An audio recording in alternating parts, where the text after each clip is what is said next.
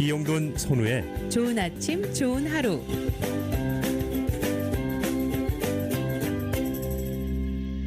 네, 오늘은 법률과 관련돼서 우리가 꼭 알아야 하지만 잘 모르고 네. 지나는 그런 이민법, 가정법에 대해서 정말 너무나 잘 알려주시는 변호사님이죠. 네, 제인정 종합법률사무소의 제인정 변호사님 나오셨습니다. 어서 안녕하세요. 오십시오. 네, 반갑습니다. 안녕하세요. 진짜, 네, 저희가 살다 보면서 정말 그런 게 있어 하면서 미국에 살다 보면 예, 네. 정말 많더라고요. 네. 네, 아무래도 한국하고 미국이 다른 점들이 많은데 네. 정말 많죠. 또 여기서 태어난 2세들도 주로 부모 밑에서 가정 교육을 받다 보니까 네. 부모님이 겪지 않은 일은 들을 기회가 별로 없고 학교에서 공부하는 거는 또 그 커리큘럼에 이런 사회적인 문제 뭐 이런 것 가정법 이런 것들이 배우지 않잖아요. 그렇죠. 그렇기 때문에 2세도 미국 법을 모르는 경우가 상당히 많습니다. 맞아요. 그러니까 영어 한다고 다 아는 거 아닌 거죠. 맞아요. 우리가 한국말 한다고 한국법에 대해서 다 아는 거 아니듯이.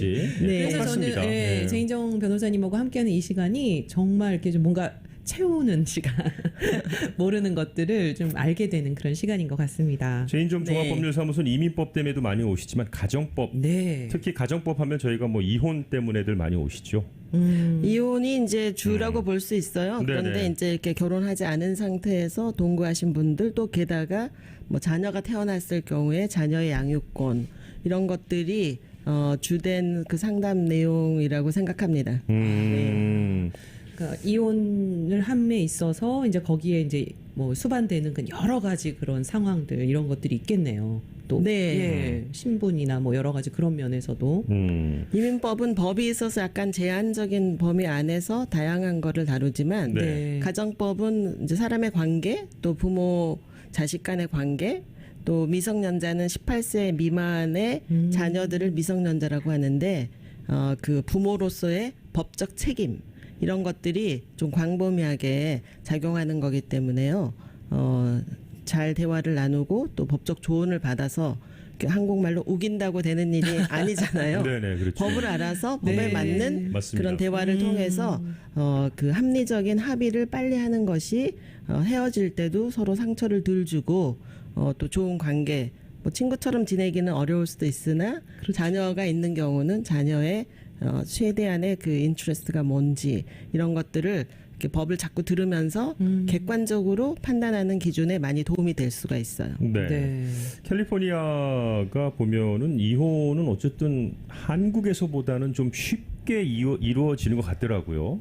그에 따라서 어떤 재산의 분할 이런 문제가 제일 또 굉장히 많을 것 같아요. 그렇죠, 그렇죠. 맞습니다. 네. 네. 그 쉽다는 기준이 이제 한국처럼 이혼 사유가 없어도 일방적으로 부부 중에 한 사람이 진짜요? 시작을 할 수 있다는 면에서 쉬운 네, 거지. 이제 말씀을 좀 드린 건데. 네. 네, 절차는 한국에 비해서 여기가 훨씬 더 복잡합니다. 아, 그렇습니까? 네. 네.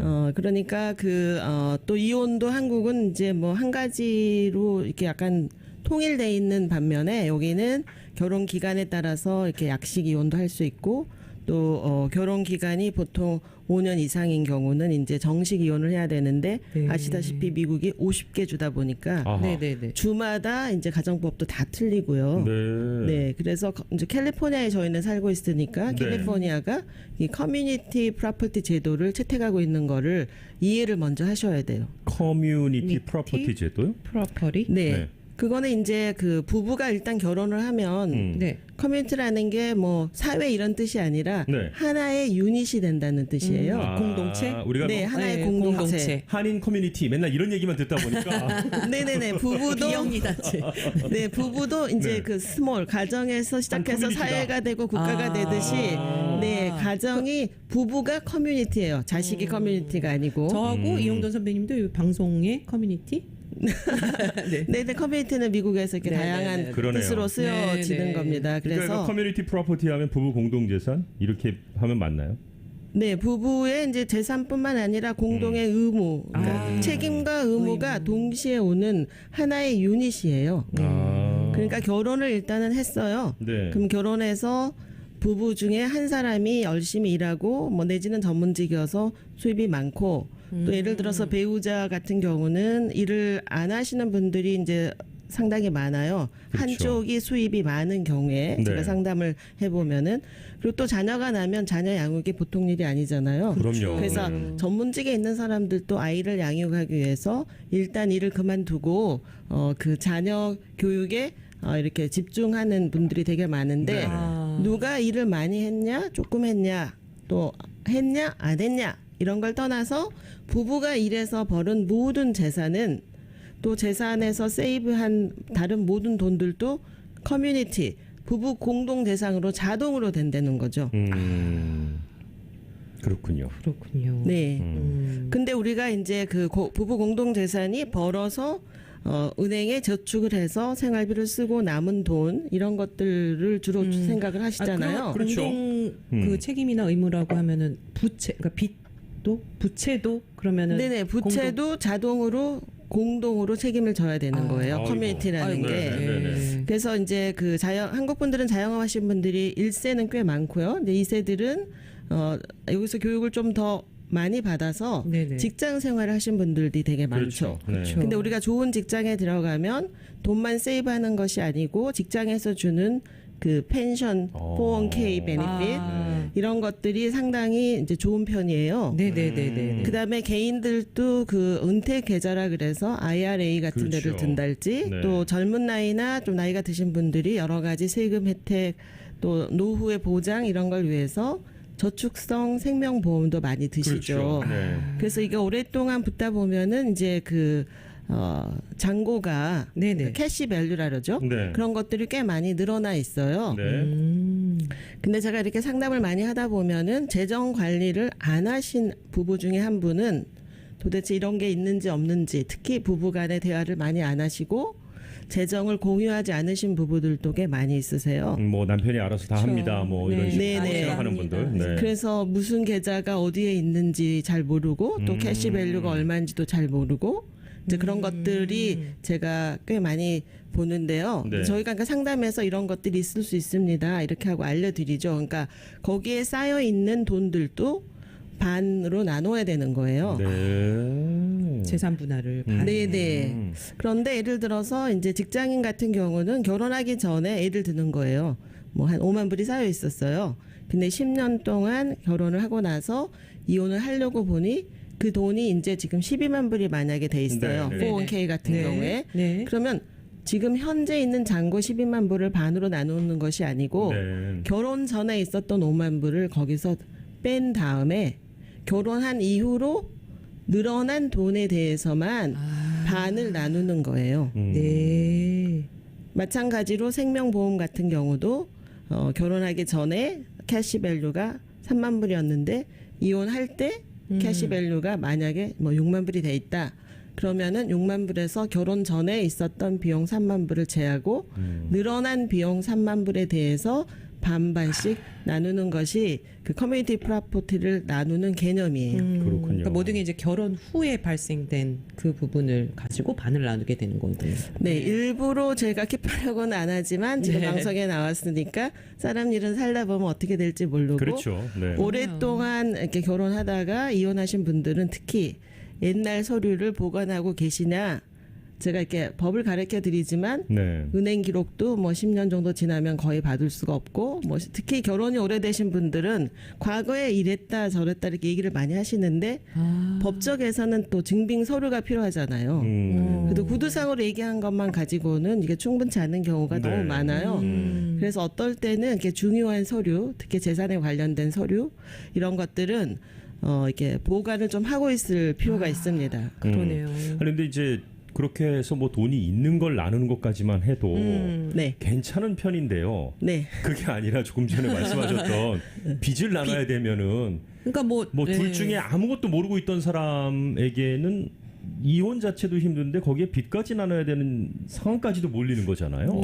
네, 그러니까 상의하러 오시기 전까지 뭐 빚은 네. 아무런 책임이 없다고 생각하신 분들이 의외로 많아요. 그건 뭐 그 사람이 알아서 한 거지 전 몰라요. 이렇게 되는 그러니까요. 거죠. 일단은. 맞습니다. 네. 왜냐하면은 나는 사업에 관여한 적이 없다. 네. 이거는 남편이 사업을 했는데 내가 어떻게 아냐. 그리고 왜 내가 그런 거에 책임을 져야 되냐. 그런데 아까 시작할 때 제가 말씀드린 커뮤니티의 개념은 네네. 벌은 것도 나누지만 부채도 나눠야 되기 때문에 특히 한인분들이 그 개인 사업하시는 분들이 많잖아요. 네, 예를 들면 뭐 어떤 게 있을까요? 부채를 나눈다는 거에서. 부채라는 거는 이제 예를 들어서 뭐 내가 의과대학교를 나오기 위해서 내지는 학교에서 대학원 다니면서 학자금 융자 같은 거 받은 거 있잖아요. 네. 네. 그런 것들이 왜 결혼하고 나서 장기간 동안 갚아야 되잖아요. 네. 근데 이혼하게 되면은 그런 학자금 융자는 별도 부채예요. 결혼하기 이전서부터 이전 있었던 거니까. 거니까. 깜짝이야. 커뮤니티 네.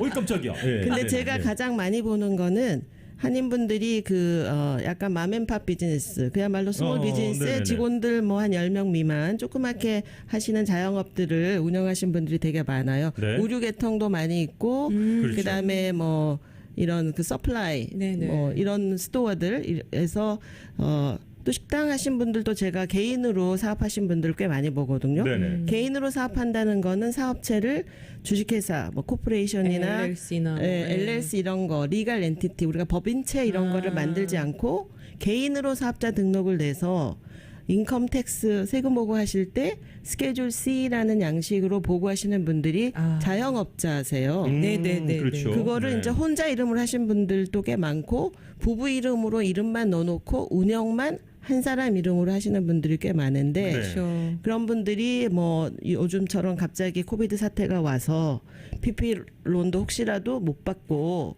또 받았더라도 벌써 다 소진하고 네네. 뭐 렌트비를 계속 못 낸달지 운영비를 계속 못 내면은 그 부채가 탕감이 되는 게 아니고 그냥 그대로 남아 있잖아요. 네. 그런데 예를 들어서 이런 부채들이 또 다른 이유로 사업상에서 어카운트 페이어블 같은 거 있잖아요. 모든 비즈니스가 캐시로 비즈니스 딜이 되는 게 아니고 이렇게 체인처럼 내가 돈을 비즈니스 하신 분들은 크레딧 베이스로 어카운트를 뭐 60일, 90일 이후에 페이하는 걸로 어카운트 리시버블도 있지만 어카운트 페이어블을 갖고 계시는 비즈니스들이 굉장히 많아요. 네네. 모든 비즈니스가 다 캐시로 운영하기 어렵기 때문에 그런 거죠. 근데 사업이 어떤 연유로든 잘 안 돼서 문을 닫게 됐을 경우에 부채가 생기잖아요. 네. 그러면 그 부채에 대한 책임이 부부가 공동으로 있는 거예요. 그리고 재산에 뭐 재판을 해서 판결해서 진 경우는 부부 공동 재산에 바로 차압이 들어올 수가 있어요. 아, 네. 그러니까 제가 이런 거 생각해 보면은 한국 분들은 법인체를 만들면 되게 한국의 생각대로 복잡하고 돈도 많이 들고 세금도 많이 들 거라는 막연한 그 주위에서 들은 상식으로 이렇게 법인체 만드는 거를 꺼려하거나 아예 안 하신 분들이 되게 많아요. 네. 근데 우리가 법인체는 특히 영주권자나 시민권 이렇게 신분이 다 해결되신 분들은 네. 똑같이 코퍼레이션을 만들어도 그 S 코퍼레이션을 일렉션을 하시면 네. 네네네. 주식회사 세금이 연방에 이제 매년 800불씩 내는 게 있는데요. 네. 네. 그거 세금을 이제 내지 않으셔도 되고 회사는 법인체예요. 그러니까 뭐 이렇게 부채가 생기더라도 또 부득이한 경우에 미국은 뭐 파산을 얼라우를 그렇죠. 해주고 있잖아요. 네네. 네. 그래서 파산을 할 때 주식회사는 주식회사 자체만 파산하고 개인 크레드를 망가뜨리지 않게 할 수 있고 개인 재산도 보호를 할 수가 있어요. 네네네. 근데 이런 장점, 주식회사를 했을 때 장점을 잘 이해를 못 하시기 때문에 일단은 주식회사 만들면 주식회사 만드는데 약간의 경비가 들잖아요. 경비 네네. 들죠. 그다음에 800불씩 그 C 코퍼레이션 같은 경우는 주정부에 이제 800불을 내야 되는데 그 800불이 이익이 나면 어차피 내는데 그쵸. 크레딧 주는 거예요. 그러니까 한국 분들은 다는 아니에요. 근데 일부는 특히 영세업자인 경우는 세금을 전혀 낼 희망을 가지고 잘 안 사시는지 그 800불에 대한 이해가 좀 부족하든지 이래서 부족하겠네요. 세금을 네. 내는 게 좀 아깝다 이렇게 생각하니까 내가 굳이 주식회사 할 필요가 없다 네. 이렇게 생각하시는 그리고 분들이 기존에 많은데 그 개인 사업 하시던 분들이 그 바꾸는 과정도 좀 그 복잡하다고 생각을 하시더라고요. 귀찮고 LLC로 바꾸는 과정이. 근데 여기는 한국에 비해서 아주 간단합니다. 혼자서도 그러니까요. 주식회사를 하실 수 있어요. 네네네. 자본금이 뭐 10불로도 하실 수 있어요. 그렇군요. 100불로도 하실 수 있어요. 그러니까 그 상담을 일단은 받아보시면은 맞아요. 이게 네. 좋은 방법을 찾을 수 있을 거라 생각합니다. 왜냐하면 혼자서 주식회사를 만들고 주식회사를 만든 다음에 혼자지만 이게 법인체잖아요. 네. 그러니까 제가 이렇게 자주 보는 경우인데요. 주식회사 분명히 또 만들어 세금 보고 하고 계세요. 그러면은 이혼할 때 제가 서류를 가져오세요. 그래서 서류를 가져오라 하면은 무슨 서류를 어디다 뒀는지 또 다 모르시는 거예요. 네. 하물며 자기 코퍼레이트 킷 안에 네네. 스탁 증서도 있고 뭐 스탁 레저도 있어야 되고 미닛이나 바일로 이런 것들이 다 있어야지 법적 요건이 성립하는 거 아니겠어요. 네. 그런데 주로 회계사님들이 다 그렇다는 게 아니라 많은 분들이 법적 이해가 부족하다 보니까 주식계좌 만들게 만들었어요. 근데 정관만 있고 그다음에 주식 같은 거 전혀 이슈한 적도 없고 텍스 아이디 번호만 받으면 은행에 가서 계좌를 오픈할 수가 있어요. 네. 네. 은행 계좌가 오픈되면은 회계 선생님은 또 뭐 법적인 조언을 다 해줘야 될 의무가 없으시기 때문에 그러네요. 세금 보고하는 데는 문제가 없어요. 근데 제가 주식회사를 하는 이유 중에 굉장히 중요한 이유 중에 하나가 개인 재산을 보호하기 위해서거든요. 그렇죠. 그렇죠. 그러려면은 아무리 조그만 주식회사라도 그런 그 회사의 내규, 바일로 또 이니셜 미닛 우리가 이사를 누가 정하고 임원을 누구를 정해서 주식은 내가 한 주에 얼마를 하고 몇 줄 이슈한다. 그게 복잡한 게 아니라 전문가 도움 받으면 그쵸. 경비도 많이 안 들이고 쉽게 할 수 있는 이 그 포멀리티 법적 그 구속력이 갖추고 있는 서류를 좀 만들어 놓으셔야 돼요. 네. 아니, 지금 이런 말씀하신 거를 우리가 제인종 종합법률사무소에 의뢰하면 도와주시는 건가요? 네, 저희가 이제 그런 상담을 도와드리고 네. 또 회계사무실에서 만들어 놓은 서류도 뭐 빠진 게 있으면은 네. 보완을 해드리고 아이고. 왜냐하면 법적으로 보호받기 위해서 또 서류를 하나도 안 해놓으면은 법적 용어에 피어스드 코프레 베일 이런 게 있어요. 네. 그러니까 주식회사로 위장한 개인회사다 그런 뜻이죠. 법적 잘 몰라서 못했거나 아니면 뭐 그냥 그런 사람이어서 못했거나 여러 가지 이유지만 결국 잘못 따지고 보면은 나쁜 사람이 될 수도 있는 그렇죠. 거네요. 유령 회사나 뭐 페이퍼 컴퍼니 왜 이렇게 오해받는 그런 건 아니고 네. 보호를 받는 베일이 뚫린다는 뜻이에요. 주식회사로 내가 이렇게 보호를 해야 되면은 법적인 구속력이 있는 서류가 많이 드는 게 아니니까 이렇게 서류를 딱 만들어 놓으면은 개인 재산을 완전히 보호를 하실 수 있는데 네. 그거를 만들어만 놓고 내용도 모르고 아무것도 모르니까 안 해놨어요.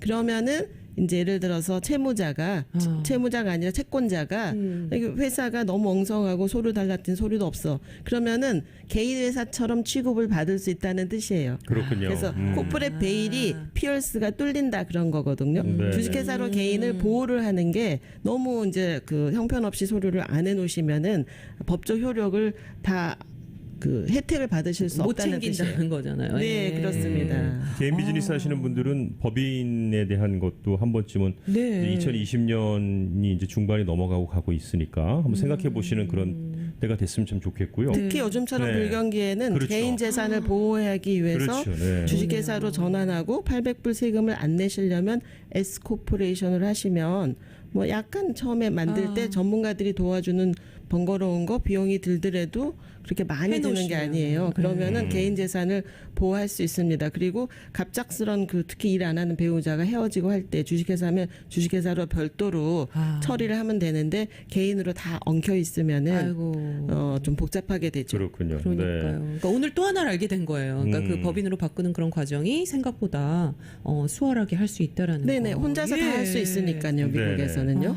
그 이제 지금은 커뮤니티 프로퍼티에 대한 말씀을 잠깐 해주셨는데요. 지금 네. 시간이 많이 지났습니다. 그래서 네네. 거기에다 또 separate property라는 것도 존재하죠 분명히. 네, 별도 재산이라는 거는 이제 여러 가지 의미가 있는데 결혼 이전에 있었던 모든 재산은 무조건 별도 재산입니다. 네. separate property. 근데 우리가 이제 이렇게 태어나서 또 부모님의 도움을 받는 경우가 특히 한국 부모님 같은 경우는 너무 헌신적이시기 때문에 네네. 본인은 비록 힘들지언정 자식을 위해서 막 모든 걸 맞아요. 주신 분들이 되게 많잖아요. 네. 그래서 예를 들어서 자금의 출처가 결혼해서 벌은 돈이 아니고 또 투자해서 뭐 주식이 요즘처럼 막 많이 올랐다 이런 것들도 다 커뮤니티 프로퍼티인데 뭐 집을 사는데 예를 들어서 다운페이를 도와줬어요. 100만 불짜리 집을 사는데 부모님이 30만 불 다운페이를 도와줬어요. 네. 만약에 한쪽 부모님이. 한쪽 부모님이. 그런데 이제 등기에 부부 이름이 들어가지 않고 혼자 이름으로 들어갔을 경우에 네. 그거를 separate property라고 해요. 네. 근데 제가 상담을 할 때 이제 그렇게 해서 집을 샀어요. 근데 네네. 결혼 생활을 무려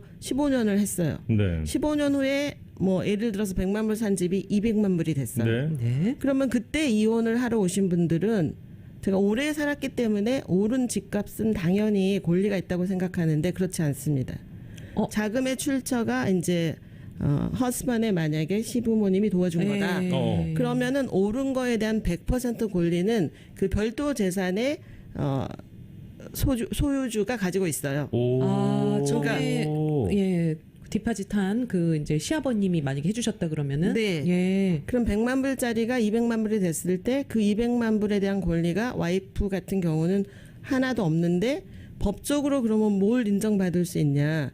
예를 들어서 몰기지 페이먼이 보통 뭐 15년 내지는 30년 이렇게 하잖아요. 그쵸. 근데 만약에 15년짜리 론이어서 70만 불 론을 처음에 받은 게 50만 불을 갚은 상태예요. 그럼 그건 벌어서 갚았을 거 아니에요. 그렇죠. 네. 벌어서 갚은 돈에서 이자는 우리가 다 그 세금 공제 받은 금액이기 때문에 원금 감해진 거. 그러니까 50만 불 원금이 감해졌다. 만약에 그러면은 그 원금 감해진 거에 반의 권리가 투자를 하지 않은 사람한테 있습니다. 오. 투자가 아니라 다운페이 안 한 사람한테 있습니다. 예. 와, 몰랐네요. 집은 무조건 반 뭐 이런 반. 느낌이었는데 그런 게 아니었네요. 아닙니다. 또. 그러니까 서로 사이좋게 지내시고 네. 또 사이가 좋을 때 이 집은 우리 부부 공동 거야. 그러면은 먼저 등기를 확인하셔야 됩니다.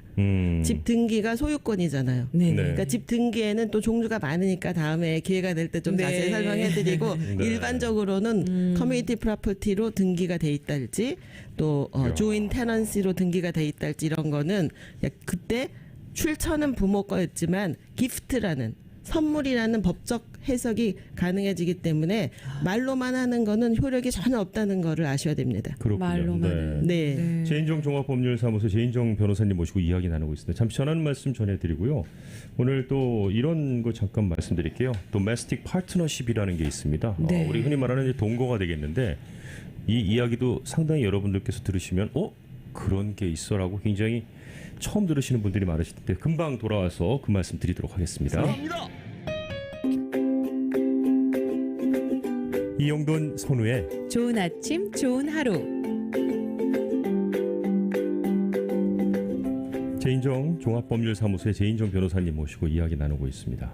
네. 아까 말씀해주신 그 부분에 대해서 도메스틱 그 이제 부부가 사실혼이 아니고 동거한 경우에 파트너십. 예, 파트너십 예, 이 부분에 대해서 네. 좀 말씀해 주세요. 이 지금 제가 말씀드릴 도메스틱 파트너십은 어쩌면은 동거하시는 분들한테 법적 권리를 어떻게 내가 이렇게 확보나 이렇게 가질 수 있나 하는 거에 대한 제도예요. 네. 도메스틱 파트너십 잘 들으십시오. 혹시 동거하시는 분들 많으실 텐데. 네, 제가 상담을 하면서 예를 들어서 특히 재혼하신 분들도 그렇고 재혼 안 하신 분들도 일단은 살아보자 했는데 살다 보니까 그냥 오랫동안 살게 됐어요. 결혼 신고 안 하고. 네. 근데 안 하고 살다 보니까 잘 맞아서 오래 살았어요. 네네. 유럽에는 그런 분들이 굉장히 많다고 유럽은 하잖아요. 예, 결혼을 한다. 네. 예. 근데 유럽은 아마 어느 정도는 부부로서 인정을 받는 법적 제도가 있는데 미국에서는 신고를 안 하고 제가 얘기한 도메스틱 파트너십을 등록을 안 했을 경우에 저절로 인정해주는 권리가 없다는 거를 먼저 알으셔야 돼요. 그냥 동거는 동거일 뿐. 네, 같이 사는 사람일 뿐. 네. 제가 이렇게 상담하다가 한 15년 동거했는데 이혼을 하고 싶다고 찾아오신 분이 있어요. 결혼한 걸로 생각하시는 거군요. 네네. 왜냐하면 어서 들었는데 전문가랑 상의한 게 아니죠. 오랫동안 살면은 사실혼이 저절로 됐대는데 내가 지금 더 이상 같이 안 살고 싶은데 이혼을 하고 싶다 이렇게 찾아오시면은 제가 그러면 이렇게 결혼을 신고하신 적이 있으신지 없다. 그럼 도메스틱 파트너십을 등록하신 적이 있는지 없다. 그러면 결혼을 안 하셨기 때문에 이혼할 이유가 없으시다고. 싫으시면은 그러니까 이혼을 할 수가 없는 거죠. 그냥- 등록을 한 게 없기 때문에. 그렇죠. 맞습니다. 네. 네. 싫으시면 그냥 가방 싸시면 되는. 네, 그냥 뭐 헤어지시면. 같이 합의해서 네. 살았으니까 같이 합의해서 또 그냥 헤어지면 말 그대로 동거했다가 그냥 헤어지는 거니까 예를 들어서 둘이 똑같이 돈을 벌고 뭐 헤어져도 경제적인 여력이 없이도 사는데 아무 지장이 없다면 별 상관 없겠죠. 근데 예를 들어서 한쪽은 또 수입이 많고 한쪽은 수입이 없는데 일반 부부처럼 내내 살았어요. 네. 살았는데 뭐 15년 살은 후에 이제 더 이상 우리 동거하기 싫다 이렇게 헤어져야 되겠다. 그러면은 도메스틱 파트너십으로 등록하신 분들은 부부와 똑같은 권리가 있어요. 도메스틱 파트너십 등록이요. 등록을 전 네. 처음 들어봐요. 그 뭐죠? 예. 그러니까 뭐 동거인에 관한 뭐 파트너십이 뭐 한국말로 적당한 단어가 없네요. 그러니까 동거인 파트너십을 주 정부에다가 우리가 이건 주총무국, 세크레터리 스테이트에다가 등록을 하는 거예요. 그러니까 결혼은 아닌데 우리 같이 사는 사람이야 등록하는 거네요. 네, 등록을 하면서 네. 성도 예를 들어서 김 씨하고 이 씨가 만났는데 뭐 결혼한 사람처럼 나는 이 씨 성을 쓰고 싶다. 그러면 라스트 네임도 바꿀 수 있고 나는 본래 성하고 라스트 네임을 뭐 미들네임을 넣고 싶다. 그러니까 네임도 법적 체인지가 아니라 도메스틱 파트너십으로 사는 동안에 부부처럼 그런 권리가 주어지기 때문에 그런 네임도 바꾸실 수가 있고 둘이 또 합의해야 되는 거기 때문에요. 이거는 공증된 그 노드라이즈 시그니처된 어크날리즈먼하고 같이 보내야 돼서 일반 주식회사처럼 온라인으로 파일하고 이런 건 안 됩니다. 근데 그런 게 있다는 네. 것 자체를 네, 한국 전혀 분들은 몰랐는데요, 저. 한국에서는 그런 제도가 없기 때문에 누가 네. 얘기 안 해주면은 모를 수밖에 없죠. 아니 그럼 결혼하고 뭐가 틀린 거죠? 지금 성도 바꿀 수 있고 네. 결국 그 두 사람이 헤어질 때에 재산과 관련된 것도 지금 네, 법적 말씀하신 권리도 게 똑같습니다. 거의 같은 것 같은데요. 네, 예. 그러니까 이거를 하려면은 이제 기본적으로는 18세가 넘어야 되고요. 네네. 그다음에 결혼하지 않은 상태여야 돼요. 결혼한 사람이 도메스틱 파트너 하면은 우리가 2번 결혼한 중원하고 거의 비슷한 거예요. 범죄일 수 있어요. 그러네요. 이중 결혼. 네, 그러니까 나 결혼을 했는데 다른 사람하고 뭐 이중 생활하면서 도메스틱 파트너십 할까 이런 건 안 된다는 거예요. 그렇죠. 네, 네, 네. 기본적으로. 그 다음에 이제 그 자발적으로 도메스틱 파트너십에 동의할 수 있는 정신 상태 그런 커패시티가 있어야 돼요. 그러니까 강요에 의해서 뭐 억지로 했달지 그런 건 네네네. 나중에 네. 이것도 결혼하고 똑같이 무효 소송할 수 있고요. 그렇겠네요. 그다음에 이제 우리가 왜 이혼할 때는 여러 가지 법적 절차를 많이 거쳐야 되잖아요. 네. 그런데 도메스틱 파트너십은 둘이 합의만 한다면 Notice of Termination of 도메스틱 파트너십에서 간단한 서류 한 장으로 도메스틱 파트너십을 또 해체도 하실 수가 있어요. 오. 그러니까 어떻게 보면은 이제 이혼보다 정식 부부보다 더 간단하게 파트너십도 만들고 둘이 헤어질 때 다 동의해서 이렇게 나눌 거 나누고 이러면은 예를 들어서 둘이 합의에 의해서만 그 파트너십을 해체도 할 수 있는데 한쪽에 예를 들어서 나는 재산 못 주겠다 이런 식으로 나오면은 이혼 케이스랑 똑같이 캘리포니아 가정법원에 Petition for Dissolution of Domestic Partnership 우리가 이혼은 Petition for Dissolution of Marriage 이렇게 파일하거든요. 네네네. 그러니까 도메스틱 파트너십이 거의 결혼하고 동등한 권리를 주어지는 법적 제도이기 때문에 한쪽이 뭐 줘야 될 돈을 안 준다 할지 뭐 내가 받아야 된다 할지 또 나는 파트너십 뭐 해체 못 하겠다. 그러면은 한쪽이 더 이상 안 살고 싶어요. 근데 도메스틱 파트너십을 만드는 경우는 판결을 받아야 됩니다. 둘이 합의하지 않으면. 근데 그 판결 절차가 이혼하는 절차랑 똑같습니다. 이거를 쓰는 왜냐면 저는 몰랐으니까요. 네네. 저만 모르는 건가요? 한국 사람들 다 아시는 건데 지금 저만 모르는 건가요? 혹시? 아니에요. 제가 상담하신 분 중에 네. 도메스틱 파트너십 등록했냐고 물어보면은 아시는 분이 지금까지 한 분도 없었어요. 그리고 정상적인 결혼 생활을 하고 계신 분들은 또 관심 가질 필요가 없으시죠. 제가 네. 그 뭐 정상적인 걸 떠나서 네. 방송에 그동안 엄청나게 많은 변호사분들이랑 모시고 이야기를 나눴는데 이 얘기 네. 처음 들어서 그러는 거거든요. 저만 모르는 거. 저도 몰랐습니다. 몰랐어요? 네. 한국에 없는 제도이기 때문에 오. 누군가가 이렇게 얘기 안 하면 들을 때까지 저절로 알 기회가 없겠죠. 네. 아니, 그렇다면 네. 미국의 저희 한인들 말고 네. 지금 이 미국 이 캘리포니아 사시는 분들 가운데 도메스틱 파트너십 등록하는 분들이 많이 있으신가요? 미국 사람들은 많다고 보시면 됩니다. 네.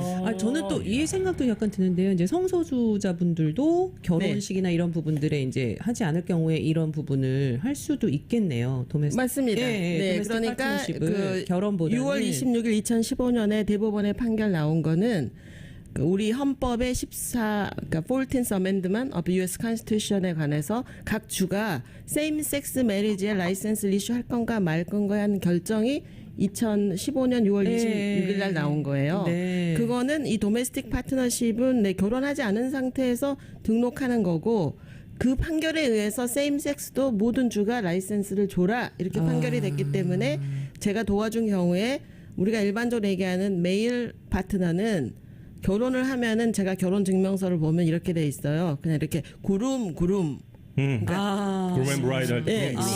그러니까 신랑. 그다음에 제가 여자분들이 결혼한 결혼신고에 보면은 브라이드 이렇게 돼 있어요. 네네. 그러니까 이 판결이 난 이후로 메리지 라이센스를 다 이제 각 주에서 이슈하기 때문에 세임 섹스 메리지는 결혼을 하면은 브라이드 그룹 이렇게 해서 모든 법적 부부가 똑같고 제가 지금 말씀드린 도메스틱 파트너십은 네 이렇게 세임 섹스 결혼을 하기 싫은데 동거하고 싶은 분 그런 그쵸, 분들은 네. 이 도메스틱 파트너십으로 등록을 하는 거예요. 등록만 하면 되는 거예요. 등록을 하면은 등록 번호가 나와요. 그다음에 이런 거를 또 남한테 전혀 알리고 싶지 않다 이런 뭐 컨피덴셜한 부분도 있잖아요. 네네. 그래서 이 디클레레이션 오브 도메스틱 파트너십은 컨피덴셜 양식도 별도로 있어요. 네, 그러니까 네, 그 네. 컨피덴셜은 그걸 받는군요. 본인 이외에는 아무도 이 기록을 받을 수가 없어요. 왜냐하면 컨피덴셜로 해놨기 때문에.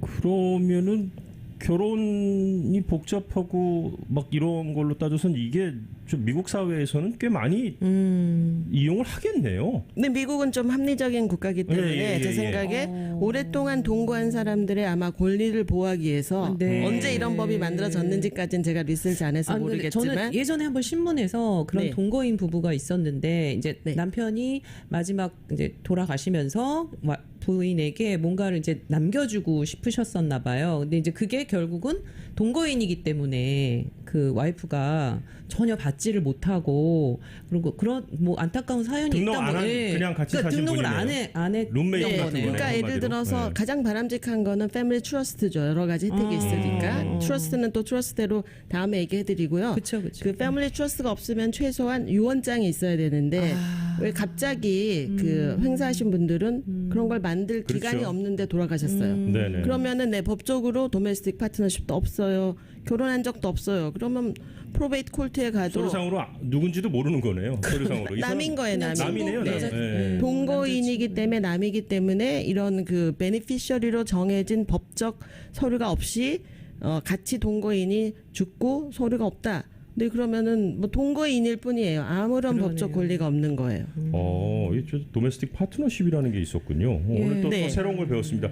사실 뭐 더 듣고 싶은 내용은 너무 많습니다만 너무 많아요. 우리 최인정 변호사님을 또 늘 모셔서 네네. 이런 이야기를 좀 많이 들어놔야겠네요. 이렇게 일단 뭐 저희가 이혼을 하자는 게 아니라 무엇이든 잘 알고 계셔야지. 네, 네. 그렇죠? 네네 이혼하는 네. 게 아니라 살면서 그렇죠. 케이스. 서로 이렇게 체크앤 밸런스 하는데 미국에 그렇죠. 살다 보니까 미국 법을 저절로 알 수가 네, 없기 아까 때문에 그 조금 전에 말씀드린 도메스틱 파트너십은 좋은 면에서 이혼 말고도 좋은 네. 면에서 서로가 서로의 파트너에게 해줄 수 있는 그런 도메스틱 네, 파트너십뿐만 것 같아요. 아니라 한국 분들은 혼전 계약서면 뭐 그런 걸 결혼하는데 왜 하냐 이러는데 미국 애들은 많이 합니다. 그러니까 혼전 계약서도 맞아요. 또 법적인 구속 절차가 어떻게 되는지 또 다음에 또 기회가 되면 설명해드리고 네. 혹시 이런 가정법과 관련돼서 문의 있으신 분들은 제인정 종합법률사무소에 문의하시면 되겠습니다.